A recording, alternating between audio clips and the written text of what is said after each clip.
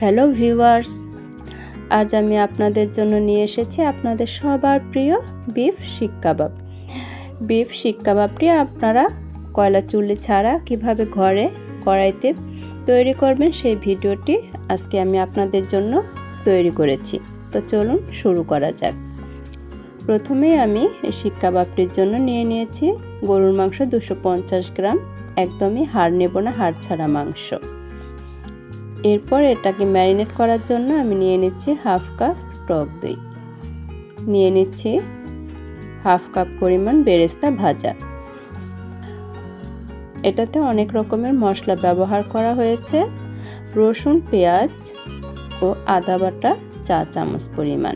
তিনটি মশলাই আমি একই পরিমাণে দিচ্ছি, চা চামচ পরিমাণ।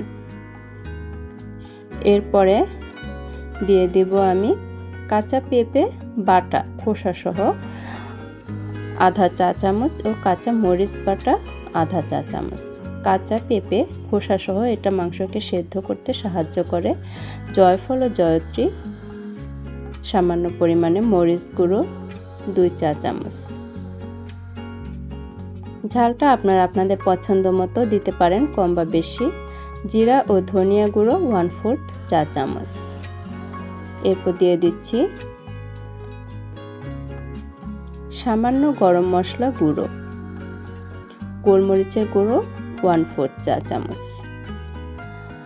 এরপর দিয়ে দিচ্ছি আমি সয়া সস। এখানে আমি সয়া সস দিয়েছি আধা চা চামচ। দিয়ে দিচ্ছি লবণ স্বাদ মতো, সামান্য পরিমাণে চিনি। সবগুলো উপকরণে আমার দেয়া হয়ে গেছে প্রায়। এবার আমি এটাকে খুব ভালোভাবে মিক্স করব।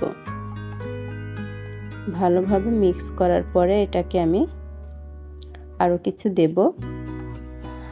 দিয়ে দিচ্ছি সরিষার তেল 1/4 কাপ। কাবাবের জন্য সরিষার তেলটা খুবই উপযোগী, তাই আমি এখানে সরিষার তেলটাই ব্যবহার করেছি। ভালোভাবে মিক্স করা হয়ে গেছে আমার। এবার আমি এটাকে 7-8 ঘন্টা ম্যারিনেট করার জন্য রেখে দিব একটি প্লাস্টিক পেপার মুড়ে যেন। এরপর 7-8 ঘন্টা পরে আমি চলে আসলাম।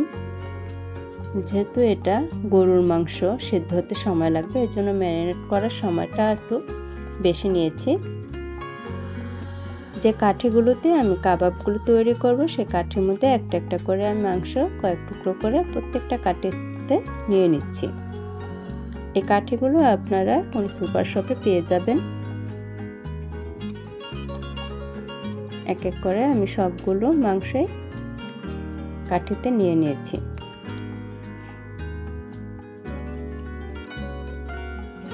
দেখতে পাচ্ছেন আমি এখানে 5টা স্টিক নিয়েছি, 5টাতে মাংস নিয়ে নিয়েছি।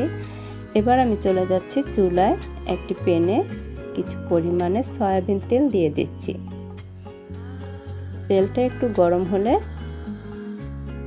আমি এটার মধ্যে করে শিক কাবাবগুলো তৈরি করব। এরপর ঢেকে আমি মাঝারি আঁচে এটাকে আমি রান্না করব অনেকটা সময় পর্যন্ত। যেহেতু গরুর মাংস সেদ্ধ হতে একটু সময় লাগবে, এরপর কাবাব সেটা হতে আর একটু বেশি সময় লাগে। দেখতে পাচ্ছেন মশলাগুলো পুড়ে গেছে, এই কারণে ম্যারিনেট করে রাখা লম্বা সময় ধরে, যেন মাংসের মধ্যে মশলাগুলো ভালোভাবে যায়। সে কারণে দেখুন হয়ে গেছে আমার বিফ শিক কাবাব। কীভাবে ঘরে বসে চুলায় তৈরি করে নিলাম। রুটির সঙ্গে এটা খেতে দারুণ।